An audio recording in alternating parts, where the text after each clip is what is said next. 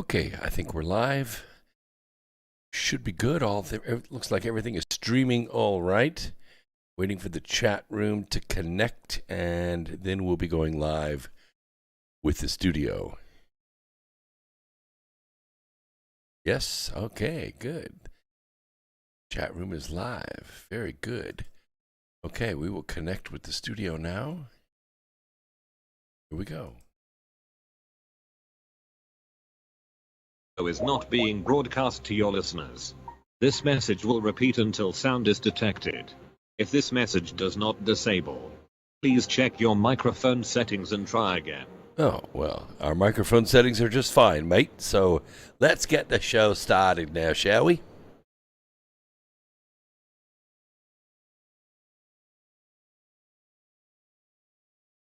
Actually, we have about 20 seconds before the bumper music begins to play, so relax, mate. You'll be all right.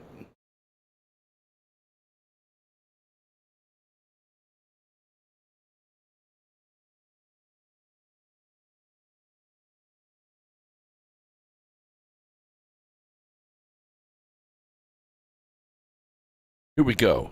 Hour one begins. Wherever you are, make it T. Truth Frequency Radio.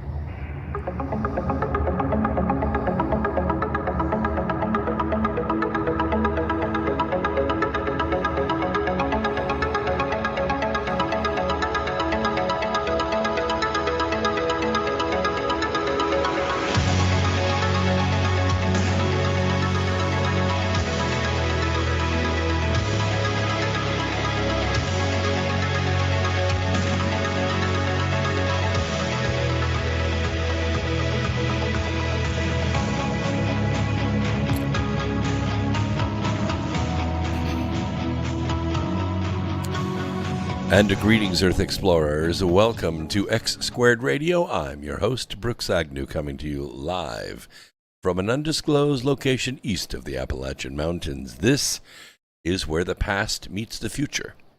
In here, the results are always positive. We might go a little past your imagination, but have no fear. You will be safely traveling with us. So tonight we are streaming to you live on audio through the Truth Frequency Radio Network, where the Truth Freaks hang out, and we are not afraid to let our Truth Freak flag fly. And we're also streaming to you live on numerous video platforms. Let's see, we have Foxhole, Twitch, Facebook, DLive, Twitter, YouTube, Rumble, and tonight for the first time, Rockfin. So we welcome all Rockfin Live podcast viewers. We hopefully will make this a habit and make it a high-quality stream for you. Chat room is open. It should be consolidating the chat from every corner of the earth. Everything right here. We have a lot to go through. Yes, I'm fully aware of that, Mr. Cronny. Actually, it's Mr. Choney. I get it. Mr. Choney 1. Australia has become a prison colony again. So I'm just wondering, would you like us to fly you some weapons in? Just to see things get started again? I'm only asking. Okay, let's get started. We have a ton of stuff to go over. I mentioned last week that fusion interested me, especially since private industry has gotten involved. It looks like non-governmental, maybe non-sanctioned methods of achieving fusion are being tried around the world. And I mentioned that maybe it would be better to do this in space. Maybe it would be better to do it on the moon, where we have helium-3 plentiful, we have low gravity, we have no atmosphere, lots of things that could make it kind of interesting. Well, I also mentioned that one of the challenges we have had is actually controlling fusion with that produces net energy. Most of the fusion that we have achieved in the lab has been what we call cold fusion. That is to say, we do get a net gain in molecular weight, but we don't get any energy out to keep the reaction going. You have to constantly feed it energy to make it go. And that is called cold fusion. So what we really want is hot fusion. We want enough energy to keep the thing going, and then all we have to do is feed it fuel. Hold on a second here. I got a chat coming in from Skype. Not really sure. This is a new studio setup, so we're kind of working with this, trying to get this to work. The bumper music did work. Okay. I have to refresh the vault. Well, okay, here goes nothing. F5. We're going to refresh the vault and see what happens. Hopefully we have a call board, and that would mean that the call number that you see on the screen, how about that? Shut the front door. 213-233-3998 is the call in line if you want to be part of the program tonight. That is just slick. You guys, Chris, you're doing an awesome job. Keep it up. See, good things come out of a major hack. It's sort of like living in Florida, you know, or in Louisiana. About every 3 or 4 years, all the construction workers and the suppliers and everybody, you know what they pray for? A hurricane. A hurricane. You know why?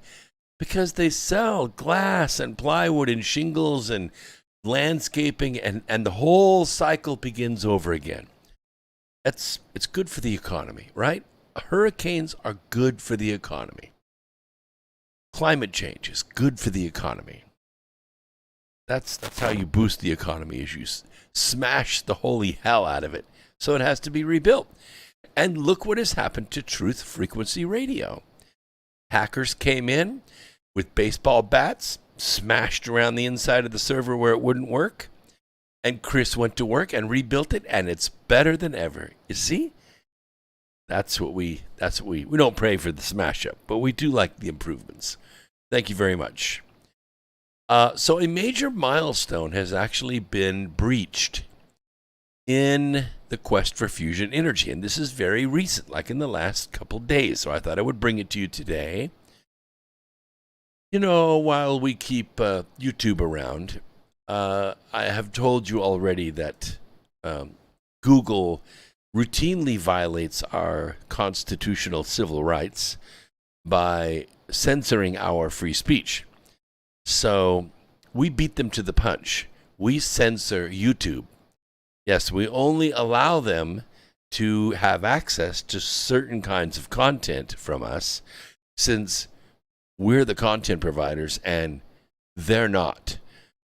And then when we get into the content that's really enlightening, really awakening, we cut YouTube off, because I don't want the YouTube police to be offended. In fact, I would like to see them all lose their jobs.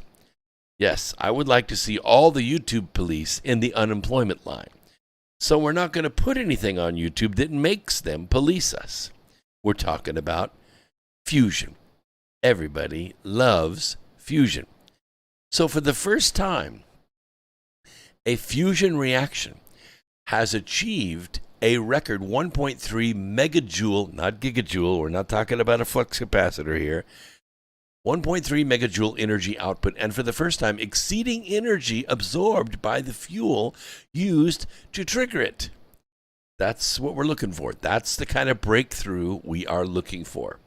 So although there's still a ways to go, the result represents a significant improvement on previous yields. By the way, it's about 8 to 10 times greater than experiments that were done just a few months ago. And of course, it's going to get better. You know why? Because it's the Holy Grail. Because this is what will change the world forever. You know, we started out rubbing two sticks together to make fire. And then we discovered, coal. And then we discovered oil. And then we discovered nuclear energy. Then we regressed again. We went back to solar. We went back to wind. I mean, good night. What do you think a clothes dryer, why it was invented? because wind and sun does a terrible job drying your clothes. Your clothes won't last 2 years drying them that way. The wind and the sun will destroy them. At least, a dryer will fluff it at the optimum temperature and will maintain your clothes for decades. Now, physicists at the National Ignition Facility at the Lawrence Livermore National Laboratory, they're going to be submitting a paper on this for peer review. I'm going to read it. Others are going to read it. We'll make our comments on it. Of course, mine won't count, except to you. But Kim Boudil, who's the director of the Lawrence Livermore Laboratory, National Laboratory, and I've worked at national labs before. I did my undergraduate work at Oak Ridge. All these labs, have their specialties. They do their things. Lawrence Livermore has, the facilities to conduct this kind of research. So it should be pretty well received. This is not a garage. This is not a home-built lab. This isn't a private lab. It is probably a private company working inside the national lab. He said, this result is a historic step forward for inertial confinement fusion research, opening a fundamentally new regime for exploration and the advancement of our critical national security missions. It is also a testament to the innovation, ingenuity, commitment, and grit of this team and the many researchers in this field over the decades who have steadfastly pursued this goal. It's not something that you just come up with a good idea one day and go out and do. Although, I have to say, that's where the breakthroughs normally come from. I can't tell you how many times I have gone through half a box of tissue trying to solve a problem, and I've taught myself to get up and walk away from it. Just get up and walk away. Take a walk, go take a motorcycle ride, go catch a movie, something like that. Take a nap, listen to some music. Come back, and most of the time the answer is right there. Or some different approach comes to me, and I end up solving the problem. Problems that people have been struggling with since the earth cooled, and I can solve them. He says, for me, it demonstrates one of the most important roles of the national labs. The national labs are like incubators. The private industry can come in, use the equipment, use the technicians that are there and some of the researchers that are there and make great breakthroughs. But he said, our relentless commitment to tackling the biggest and most important scientific grand challenges, according to their lab, of course, every lab feels that way, and finding solutions where others might be dissuaded by the obstacles.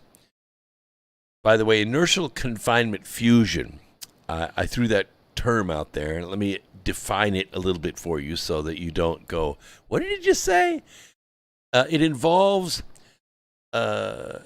creating something like a tiny star, okay? That's what we're trying to do. We're trying to contain and create a very small star. And it starts with a capsule of fuel. And right now we're using deuterium and tritium, which are both hydrogen, but deuterium has 1 neutron and tritium has 2 neutrons. Now, I don't like it. This is easy to achieve the activation energy to get this stuff to fuse and form helium. But the problem is that it kicks off these energetic neutrons, which are radioactive. And that is the issue. That's the issue. The fuel capsule is placed in a hollow gold chamber. It's about the size of a pencil eraser, okay? It's tiny. It's called a hole round. And then 192 high-power laser beams are blasted in exactly the right angles from all sides at this hole round, where they are converted into X-rays. Because once the lasers strike, they sputter off electrons out of lower energy shells, and electrons from upper energy cells fall to fill that. And when they do, they issue forth, they fluoresce forth a photon in the X-ray band. And these X-rays implode the fuel capsule. They have a uniformly crushing effect, and they can smash this capsule to a very close proximity to itself. It heats it, it compresses it, and conditions are very much like that you find on a star, with the gravity coming from the inside of the star, but we're actually smashing this from the outside using these lasers. We call them omega lasers. And the temperature exceeds 100 million degrees Celsius. And the pressures are, well, about 100 billion Earth atmospheres. Okay, Earth's 14.7 pounds per square inch at sea level. This is a 100 billion times that. And it smashes this down into a tiny blob of plasma. Plasma is a gas that can conduct electricity. That's the basic definition. So, just as the hydrogen fuses into helium, into a heavier element, instead of atomic number 1, it now becomes atomic number 2, the hydrogen has to lose a little weight to do that. The protons have to lose a tiny bit of weight in order to drop down and be able to be light enough to come together and fuse to become helium. And that weight times the speed of light squared is a tremendous amount of energy, a tremendous amount. Normally, it's not easily contained, hence fusion bomb. But we don't want a bomb, we want an energy source. The goal, of course, is to achieve ignition, to light the damn thing off. And this is a point at which the energy generated by the fusion process exceeds the total energy input. We call it activation energy. It's a little like striking a match. The match is pretty inert, phosphorus and sulfur and whatnot, but you put the energy into it, force it to reach a temperature above that which it requires to get started, and then you don't have to strike it again. It burns with enough energy to burn up the rest of the fuel and the stick, probably, and light your flame.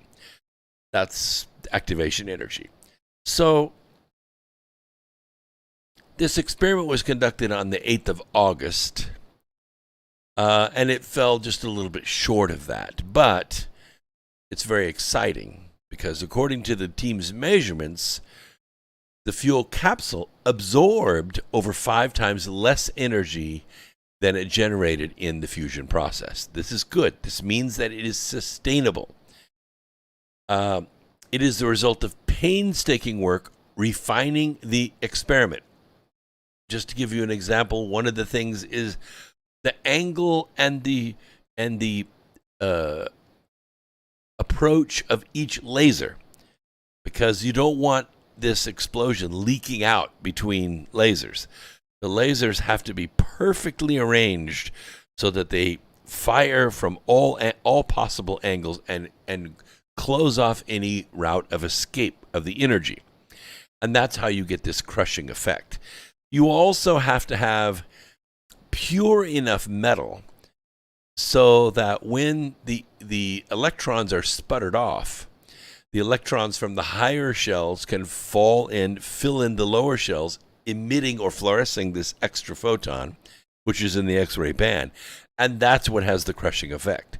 So it all has to be finely tuned. And there's a lot of theory behind it. I was going to say trial and error, but that's not exactly the case. We know what has to be done. The trial and error comes in doing it, comes in getting that exact angle, and that is difficult to measure. It's not something you do with a dial micrometer. Now, they hope to work out the further increase in energy efficiency, and I've been saying this for some time, because when I gave my senior project, we were working on ITER, I-T-E-R. It's a huge project in the south of France. It's consumed tens of billions of dollars, and they've been working on it for the better part of 35 years. And I estimate they're probably going to be working on it for 40 more years, and probably going to go through 5 times that amount of money, maybe $400 billion to build this thing. It's a city. It's a city. Just to build the magnets to accomplish the same crushing effect of the plasma that these lasers do takes tremendous amount of money and a tremendous amount of perfection in the shaping and the winding and the potting of these magnets. And they're huge. They weigh a lot and they have to be moved. And all the concrete, all the rebar, and all the people that have to support that. It's a city. It's a city to build this. And we don't even know if it will work. We theorize that it will, but we don't even know if it will work. And if it does work, what are you going to do with it? It's sitting in the south of France, for crying out. The thing is, we need to think smaller. And I like this idea of the hologram, this little gold capsule. I like the idea of the lasers because the actual laser heads themselves are pretty small. The power supplies for them are large, but that's only because, they're using deuterium and tritium. Imagine what energy would be necessary if you were crushing helium-3. The helium-3 that's on the moon. If we were actually using helium-3 and smashing it into helium-4, it would be kicking off energetic protons, not neutrons. Not neutrons. See, neutrons, you can't do anything with them. You can stick them to something like lead, but then what happens over time is the lead becomes radioactive, and guess what you got to do with the lead? You got to bury it somewhere because it's useless. It's radioactive waste. But with helium-3 fusion, no neutrons, only protons, and protons can be used directly for electricity. Yes, they can. And the heat energy that's generated is enough to create the steam, to turn the turbines, to generate the electricity. No pollution, no radiation, and so cheap. Once we figure out how to get the activation energy, once you figure out how to light off that bottle, all you have to do is feed it fuel because it'll put out enough energy to continue the reaction. And there's enough helium-3 sitting on the moon to power Earth as it sits for 10,000 years. That's a lot. That's a lot. So, of course, achieving ignition in the lab, it's one of the grand scientific challenges. If they do it, it's going to be like setting off a hydrogen bomb, but controlling it, not letting it make a big crater in the ground. It also enables the exploration of a fundamentally new regime that is extremely difficult to access experimentally. Industrially, I think it can be done, but you make a mistake there, it'll be your last. Once we get fusion to work like this and we're able to make electricity with it, we will also be able to power rockets with it. Yes, rockets, fusion rocketry. In addition, the result is historic as it represents the culmination of really 50 years of hard work, innovation, ingenuity, teamwork, and competition. And I guess the only thing really holding us back right now is that equipment of this size, of this magnitude, and this speciality only exist in the national labs. But of course, that was paid for by taxpayer money and a lot of these co-ops that they do with private industry. But sooner or later, as I said last week or last Wednesday, private industry is going to get into the fusion game, and they will do it because it's the mother of invention. This is what we need in order to bring Mars and the asteroid belt within reach. Right now, even with the Gateway project, even with, the Project Atrium and these other cis-lunar and cis-Mars projects, in my opinion, it's out of reach. I think space programs with a 50-year, what we call a backlog. A backlog is a series of projects that have to be done before what we call a DOD, definition of done. Definition of done. In order to reach DOD, we don't have enough money, we don't have enough people, we don't have enough time. 50 years at least. But if we change the game with fusion rocketry, everything speeds up. It no longer takes 7 months to 2 years to get to Mars. Once you get to Mars, there ain't no trip home for a couple of years. So if you make a mistake on Mars, everyone dies. You understand? There's no rescue mission. There's no, hey, we'll come and get you next weekend and bring you back. We've made movies about it. You understand what I'm talking about. But with fusion rocketry, all that changes. Because now the trip from Earth to Mars is reduced to about 2 months. 2 months is doable. We could just practically hold our breath for 2 months in space, right? It can be done. I'm just saying it makes a lot of things more realistic. All right. Our phone lines, I believe, are working 213-233-3998 if you want to call in. You can see this number if you're watching on any of the video platforms. So what do we have here? Foxhole, Twitch, Facebook, DLive, Twitter, YouTube, Rumble, and Rockfin. That's a lot of different video platforms that we're streaming on live right now this Sunday night. So you can see the number right up there, and you're free to call in and ask any questions you want. I'm going to change the subject now. We're not going to talk about fusion anymore.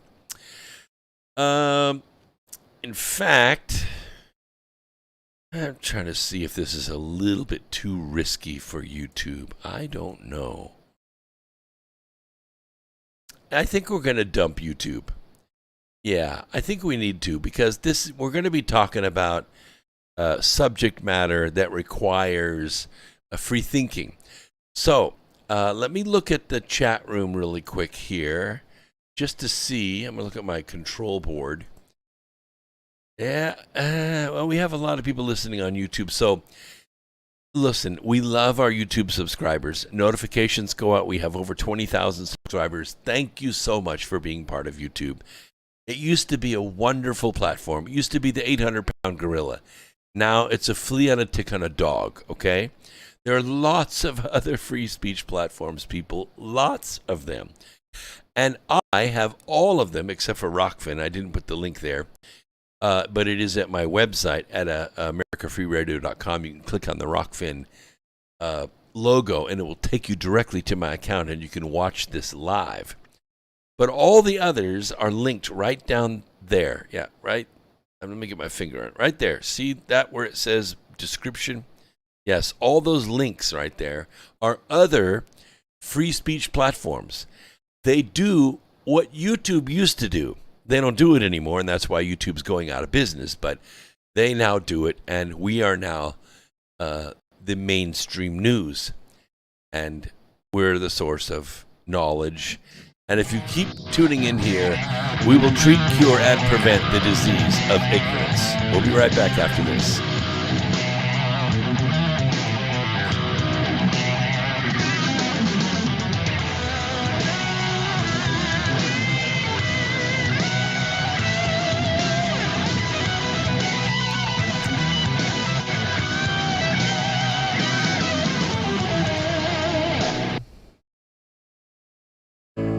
The reviews for Extendivite are amazing. Here are some from Amazon. September 2018. Extendivite works in keeping my blood pressure in the normal range. I've been using Extendivite for many years now. May 2018. Great product. I use regularly and I rarely get sick. March 2018. This product has relieved what appeared to be angina pain in my chest and shortness of breath after climbing stairs. I'm quite happy about it. February 2018. My husband, son, and I have been using this product for a few months now, and we have noticed an improvement in our joints and blood pressure. Tell us your story. Get Extendivite today. To order, call 1-877-928-8822. That's 1-877-928-8822, or visit heartdrop.com. Extend your life with Extendivite. Balance of nature's fruits and veggies in a capsule. It's a great product. And the one thing I like about it the most is that when you open the bottles, you can smell like the scent of the fruits and veggies. It's no genius thing to it. It's really just fruits and veggies, which everyone needs. And you guys put it in a way where you can take it easy and you can get it, and it's natural, and that's what I like about it. You know, I like the product, and I've taken it, and it's definitely made me feel a lot better. You know, I'm a healthy person to begin with. But it's definitely good prevention, and it's definitely gives me energy, and I feel like it's a natural thing. I like it. I really do. For a limited time, use discount code TALK to receive a 50% discount on your first preferred whole health system and have it shipped to you free. Call 1-800-246-8751 or go online to balanceofnature.com. Again, use discount code TALK. Dowsing is the ancient science of finding water and metal underground. Albert Einstein said that dowsing was tapping into earth energies which modern science as yet does not understand. Diamonds, silver, gold, and platinum objects have all been found using dowsing. And now, for the first time on film, we visit the pyramids, Stonehenge, and ancient sites, dowsing for buried treasure and tapping into this mysterious earth energy. The Enigma Channel. Intelligent television for planet Earth. EnigmaTV.com.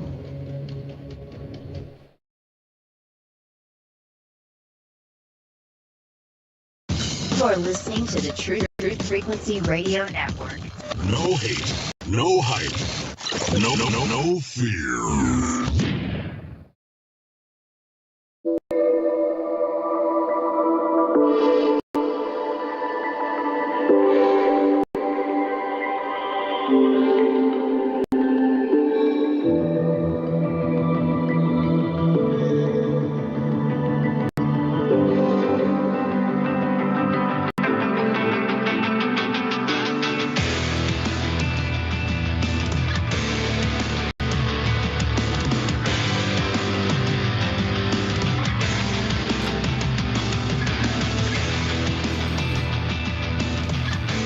Okay, great. We're going to say goodbye to YouTube now because we're getting ready to talk about some more complicated subjects beyond the reach of the YouTube police.